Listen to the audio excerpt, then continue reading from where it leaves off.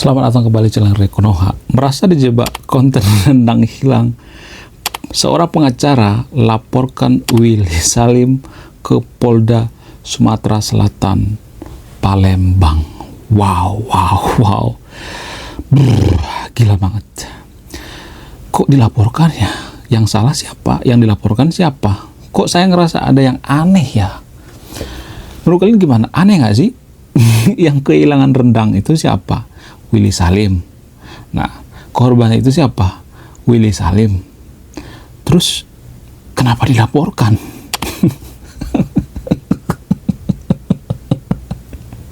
Kok aneh ya hukum di Konoha? Kok orang yang kehilangan dilaporkan? Kita punya rendang ya, rendang sapi 200 kilo. Terus rendangnya tiba-tiba hilang. Terus kok kita yang dilaporkan ke kantor polisi? Kenapa sih hukum di Konoha kadang-kadang aneh ya? Kok bisa seperti itu? Apa alasannya? Jadi ada seorang pengacara bernama Agung Wijaya SH ya. Jadi beliau ini melaporkan Willy Salim. Sementara Willy Salim sudah minta maaf tuh. Sudah ada permintaan maafan resmi. Padahal ya dia nggak salah. Saya baca komentar-komentarnya juga, dia nggak salah. Willy Salim itu nggak salah. Ya. Mungkin saja ya, dugaannya ya, mungkin saja Willy Salim itu salah tempat ya. Itu salah dia sebenarnya. Kalau di video itu kan Willy Salim mengatakan bahwa saya kurang persiapan, kurang ini, kurang itu, bla bla bla bla. Saya melihat nggak ada kesalahan Willy Salim. Mungkin ya dugaannya dia salah tempat aja mungkin ya. Dan saya melihat ya, gubernur daripada Palembang ini, Sumsel ini, tidak ada tanda-tanda minta maaf. Padahal ya, tahu nggak guys? Padahal ya, kekuatan daripada netizen warga Konoha itu paling sakti sedunia, paling barbar sedunia. Ya, masih ingat konten dulu yang viral di daerah Lampung? Ya, dulu pernah viral tuh ya, gubernur Lampung ya. Dulu pernah viral karena jalan jelek itu. Jadi seluruh netizen Konoha bersatu ya, membuli pemerintahan yang ada di Lampung ya zaman dulu ya. Ada tuh TikToker dulu yang viral ya. Jadi harusnya ya, kalau saya sebagai gubernur Palembang itu harusnya saya minta maaf ya. Jangan mengatakan bahwa ya begitulah. Harusnya minta maaf dong yang karena apa? Karena kekuatan netizen daripada Konoha itu sangat-sangat barbar ya, paling barbar sedunia. Kemudian tidak hanya itu, berdasarkan data dari Detik Sumatera Selatan, bulan Januari kemarin ya, masih tahun ini guys, masih tahun 2025, beredar video salah satu unit mobil pickup bermuatan durian terguling di tengah jalan usai mengalami kecelakaan tunggal. Nah, mirisnya warga setempat ya, warga setempat di daerah Palembang ini ya menjarah durian daripada truk terguling ini atau pickup terguling ini ya, dan tidak hanya menjarah, mengambil uang tunai sekitar 1,5 juta. Wow, gila banget. Ini berdasarkan data ya, saya tidak ngarang-ngarang ya, saya akan tampilkan datanya di sini. Kemudian tidak hanya itu ya, beberapa hari yang lalu, ini masih beberapa hari yang lalu ya, sekitar 4 hari yang lalu, video sopir truk di Palembang dipalak. Jadi lagi melintas nih, video sopir truk di Palembang dipalak. Jadi saya tidak mengatakan bahwa Palembang itu semuanya seperti itu, saya tidak mengatakan seperti itu. Mungkin ini hanya oknum kali ya, oknum ya, tapi oknumnya rame-rame ya. Ya, ini hanya di Konoha ya, bukan di Indonesia. Nggak ada orang Indonesia mah nggak pernah yang namanya menjarah ya, nggak pernah yang namanya malak ya. Ini hanya ya di Konoha ya. Jadi di Konoha itu ada sebuah daerah bernama daerah Palembang ya. Nah, yang jadi pertanyaan ya, kenapa Palembang seperti itu? Apa yang jadi permasalahan? Apa yang hilang? Apa penyebabnya? Apa faktornya? Kenapa Palembang ini terkenal ya? Bisa seperti itu. Jadi menurut penelitian dari Kodes tahun 1918, pusat kerajaan Sriwijaya itu ternyata berada di Palembang loh. Jadi kalau misalnya kita mengatakan bahwa Palembang itu seperti itu sekarang ini ya, misalnya ya mungkin ada oknum yang menjara gitu ya, masyarakatnya kurang jujur dan lain sebagainya. Zaman dulu itu Palembang itu sangat berjaya guys. Di zaman apa? Di zaman Sriwijaya. Sriwijaya adalah salah satu kerajaan terkuat di Asia Tenggara pada masanya. Dan tahu apa yang mempengaruhi kenapa Sriwijaya sangat kuat di zaman itu? Salah satu yang mempengaruhi itu adalah karena faktor agama. Ya. Jadi tidak lepas dari yang namanya faktor agama. Kenapa agama ini mempengaruhi kerajaan Sriwijaya saat itu? Apa alasannya? Alasan yang paling masuk akal itu adalah karena suka tidak suka, ya, agama itu sangat mempengaruhi pola pikir seseorang. Mulai cara makan, cara minum, semua hal dikontrol oleh agama. Semua hal ya bisa dipengaruhi oleh agama. Pola pikir kita ya, mindset kita, semua hal. Jadi seseorang itu ya di alam bawah sadarnya itu ada yang namanya agama mengatur. Karena apa? Karena dari sejak kecil ya warga Konoha itu sudah dididik ya, sudah didoktrin dengan doktrin agama. Jadi kenapa zaman Sriwijaya itu Palembang itu sangat berjaya, Palembang dan Jambi lah ya. Kerajaan Sriwijaya kan di situ sangat kuat ya. Bayangkan ya, salah satu kerajaan paling kuat di Nusantara. Tidak hanya kuat tapi bertahan lama sekitar 600 tahun. Ya. Jadi zaman dulu ya Sriwijaya itu sangat kuat karena apa? Karena pengaruh agama. Agama seperti apa? Yaitu agama Buddha. Agama mayoritas itu adalah agama Buddha di kerajaan Sriwijaya ya. Dan agama Buddha itu kan mengajarkan yang namanya kejujuran ya, mengajarkan yang namanya nggak boleh menjara ya, nggak boleh mencuri ya, nggak boleh menjolimi orang lain gitu, nggak boleh membenci agama lain ya, pokoknya harus jujur ya. Jadi sebuah negara atau sebuah kerajaan seperti Sriwijaya itu bisa kuat karena apa? Karena ada yang namanya trust, kejujuran. Jadi kalau misalnya suatu negara itu hancur berantakan, biasanya negara atau kerajaan itu banyak malingnya, banyak orang tidak jujur ya. Jadi biasanya ditandai dengan apa? Ditandai dengan kepercayaan antara masyarakat dengan pemerintah. Jadi kalau misalnya kita lihat di Konoha ya, pemerintahannya hobi korupsi, masyarakatnya hobi menjarah. Saya takut ya, ini yang saya takuti. Saya takut Konoha bisa bubar. Itu yang saya takuti ya. Makanya saya bikin channel ini biar apa? Biar Konoha tidak bubar. Jadi zaman Sriwijaya juga seperti itu. Kenapa zaman Sriwijaya itu sangat kuat? Karena ada yang namanya trust ya, trust antara masyarakat dengan rajanya. Jadi kalau nggak ada trust ya, kalau misalnya rajanya atau pejabatnya atau jajarannya atau menteri-menterinya ya, atau PNS-PNS zaman Sriwijaya pada korupsi, maka trust daripada masyarakat itu akan hilang. Jadi suatu negara atau suatu kerajaan itu bisa kuat ya, bisa bertahan lama karena apa? Karena ada yang namanya trust, kepercayaan. Kepercayaan itu tidak bisa dibeli dengan emas, dengan berlian, enggak. Kepercayaan itu sangat mahal harganya. Jadi saya melihat di Konoha itu ya, masyarakatnya itu sudah tidak ada lagi yang namanya trust terhadap pemerintah. Ya. Dominan ya, enggak semuanya tapi ya, dominan saya melihat seperti itu ya. Pemerintah Konoha tidak seperti itu ya. Itulah alasannya kenapa ada tagar-tagar seperti Kaburaja dulu ya. Kalau misalnya warga Konoha itu masih percaya sama pemerintah Konoha itu nggak ada yang namanya tagar Kaburaja dulu. Jadi ada yang salah dengan tradisi kita dalam beragama di Konoha. Ini yang saya luruskan ya. Jadi mari kita berkaca dengan kerajaan Sriwijaya pada saat jaya-jayanya. Kemudian selain faktor daripada agama, apalagi yang mempengaruhi ya? Apalagi yang mempengaruhi kenapa Sriwijaya saat itu sangat kuat? Pengaruh daripada budaya ya. Jadi agama Buddha membawa pengaruh budaya yang signifikan ke Sriwijaya, baik dari seni, arsitektur, sastra ya, sangat dipengaruhi oleh agama Buddha ya, sangat dipengaruhi. Jadi saat itu ya, terutama pendidikan ya, pendidikan di kerajaan Sriwijaya itu salah satu pendidikan terbaik di Asia. Bayangkan di Asia guys. Jadi kalau zaman sekarang ini selevel dengan universitas yang ada di China. Dan pada saat itu ada sebuah universitas bernama Universitas Nalanda yang ada di India. Universitas Nalanda ini sama seperti Harvard zaman sekarang atau Oxford zaman sekarang ya. Salah satu universitas paling terbaik di dunia. Dan Nalanda ini ada cabangnya di Sriwijaya. Ya, jadi bayangkan ya, salah satu universitas terbaik di dunia ada cabangnya di Sriwijaya. Makanya Sriwijaya saat itu sangat-sangat kuat ya. Bahkan ya, militernya itu sangat terkuat ya di Asia Tenggara.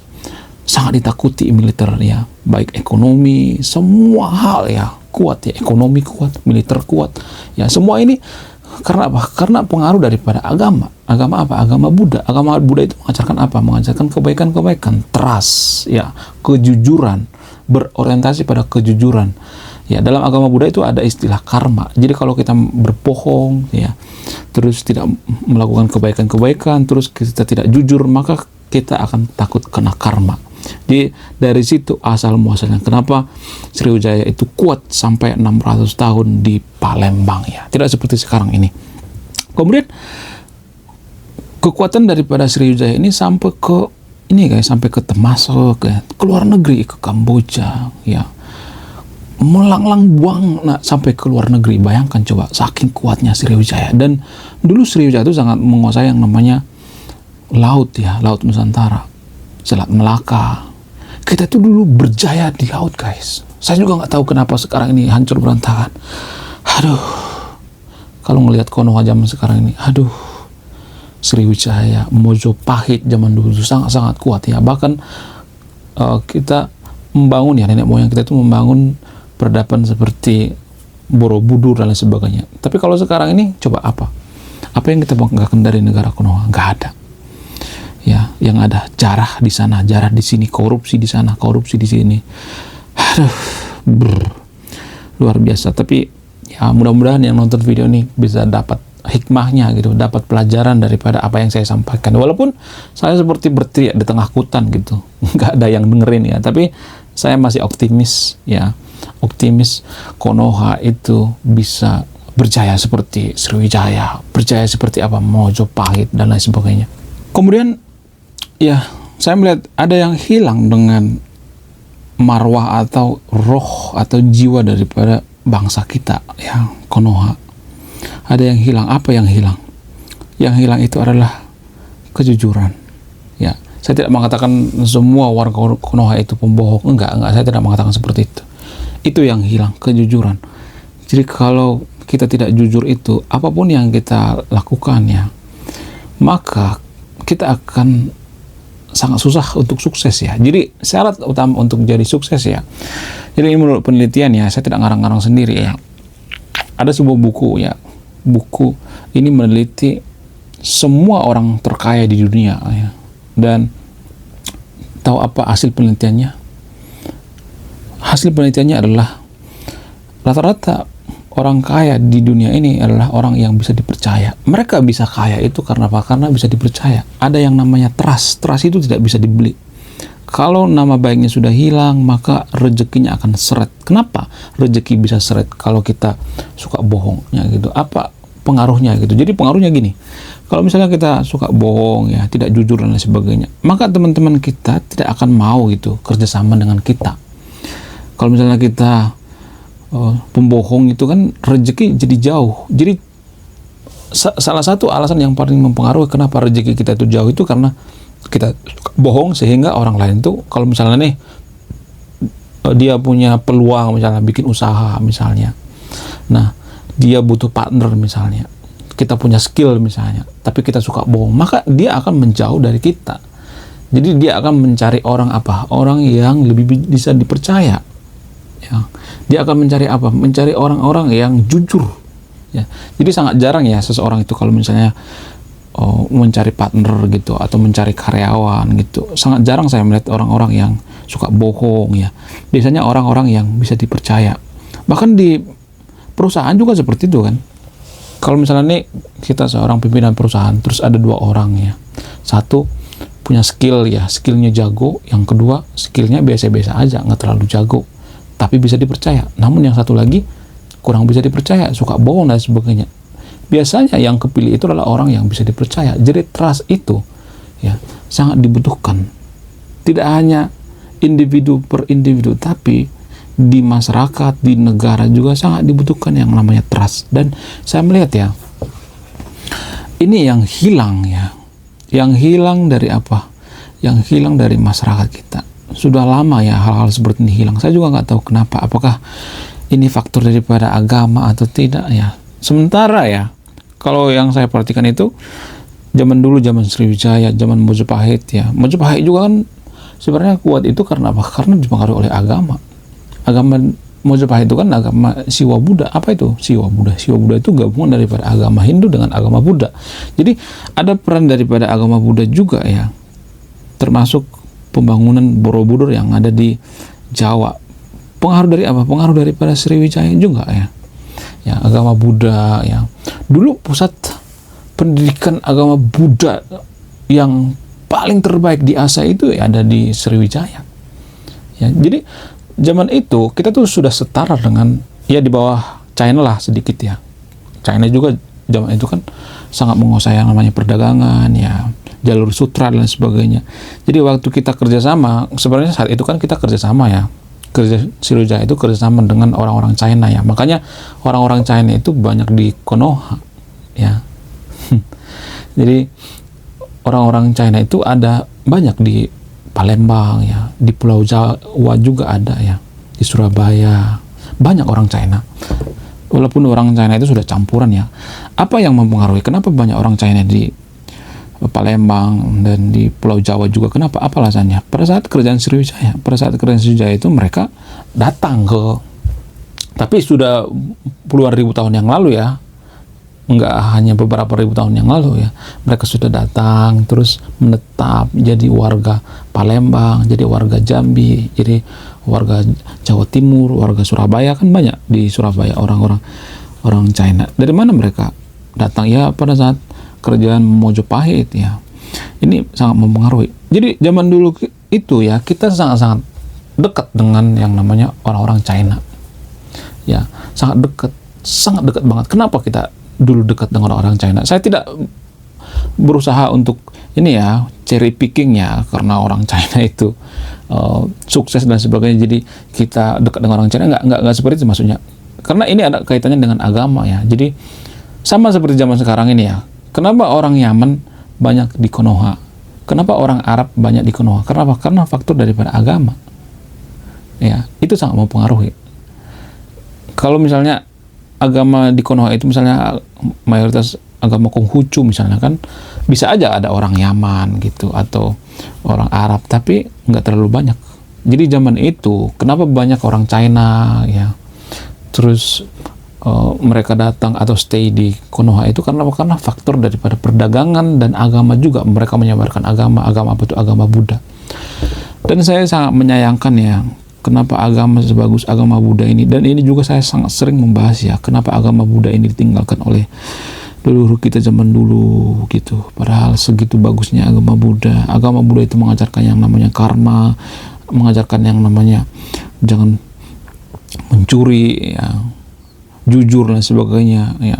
Menurut saya ini salah satu yang hilang ya dari bangsa kita, karena kita itu dipengaruhi oleh agama ya. Agama Buddha itu mengajarkan yang namanya untuk jujur, karma buruk kalau kita berbohong, kalau kita mencuri ya, kalau kita korupsi itu kita dapat karma, sehingga ini bisa menekan yang namanya kriminalitas, menekan yang namanya korupsi dan sebagainya. Jadi agama itu sangat mempengaruhi ya.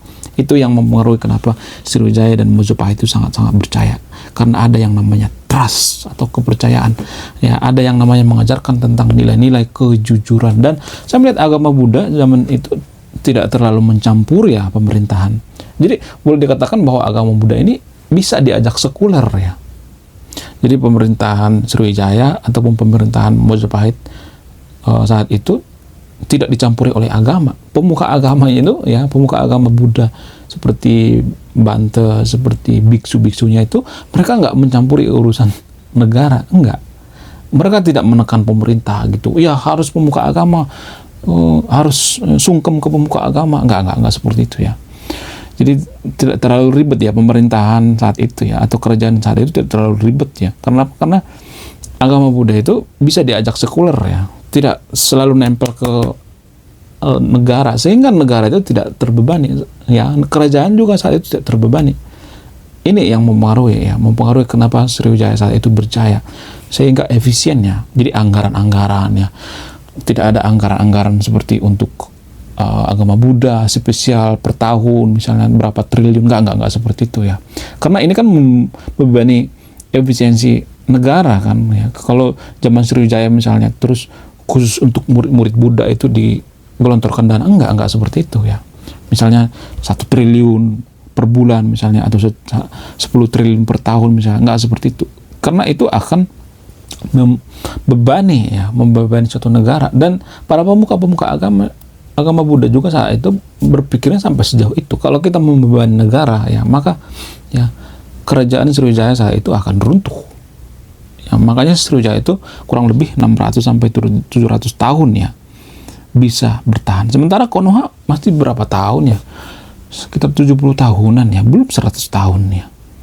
Bayangkan, kita tuh belum sampai 100 tahun guys, tapi sudah mulai goyang kan ya, bayangkan. Jadi kalau kita bandingkan ya, Mojopahit atau Sriwijaya dengan Konoha itu masih seupil ya, ibarat duit ya.